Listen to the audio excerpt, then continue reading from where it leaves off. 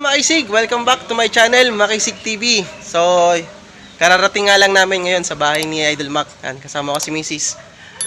At kukuha na kami ng antena dito. Yung mga nag-avail ng mga order ng Mini G7. Ito na ang pagkakataon nyo mga Makisig. Makukuha na at ipapadala na natin. So, yan. Maraming yan mga Makisig. Iba-iba yan. Merong Mini G7. J-Pole, meron din. Yan. Mga quad antena. Yan.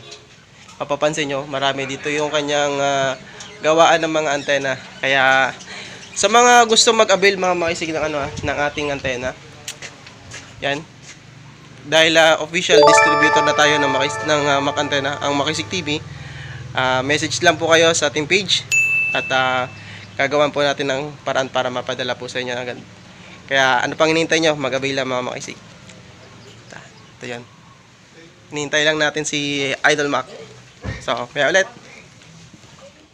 Mga Makisig, sa mga nagtatanong kung gaano kahaba pag na-disassemble itong Mini G7 natin. So, ito yung pinakang base niya. Yan, ganyan lang kahaba mula dun sa baba. Yan.